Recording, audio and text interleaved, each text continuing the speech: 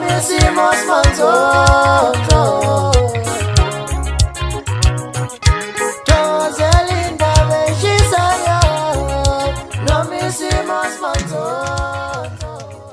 Ngikubingelele ngiphinde ngomkele mbukeli kuphina kuphi lapho kufika khona lo mbukiso wakho wesimanje ngisekelisela indaba ezifika ngaso ke isikhathi usiqiniseko Mvelase ke usekhiphe lapha ke isixwayiso ke kubacule ke abavamise ke ukukhipha benganaki ukuthi ke bakhipha ngasiphi ke isikhathi uze wakalekisa ngaye ke lapha ke umkhulekela umfana waphansi le enkandla washo ngempela ukuthi ke ukhiphe ngesikhathi ke esibi kuzoba ke usuku lempucuzeko ngakusasa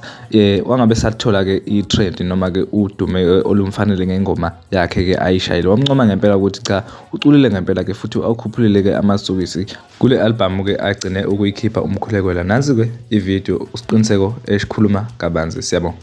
Risk kuyi-risk bafowethu lento yokukhipha ngo-Friday. Ngikhumbula ngo-2022 kwakhiphe uNdoni eshaye kamnandi kanjani kwakhipha uSminoff wayekhiphe le album lethi Gqiba Ibhika eshaye kamnandi kanjani i-album kwakhiphe nanoLimit kwavela kwaqhamuka inqama yethu yayidla kanjalo i-trend. So bafowethu ngiyanicela bafowethu ukuthi izinto eziningi nibhekisise kahle yabo lento yokukhipha ingozi kabi yabo makuthiwa ungizwe nje kuthiwa usesibhedlela uyagula hayi hlehlisa isuku qhinqa usuku lokukhipha qhinqa ngoba hey mayefa lo muntu uyazi nawe uyazi mkhulu ngizwe. So izinto eziningi bafowethu izinto ezifana nezifo imicimbi nizama ukuthi lezo zinto ezifana lezo nihloniphe yabo ngoba manje social media senze ukuthi izinto zibe lula kodwa futhi at the same time zidinga ukuthi ucabangisise kahle before uzenze kodwa nje umsebenzi wakho to be honest mfowethu nice one. Uyubhada hospitali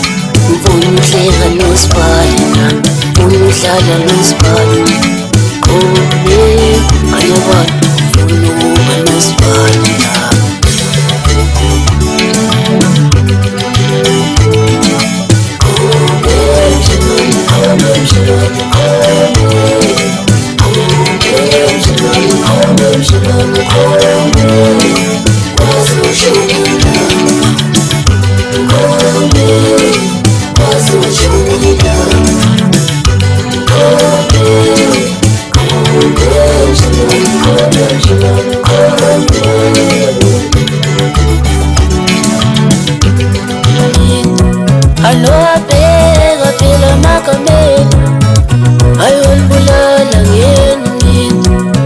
ngicela untshela abantu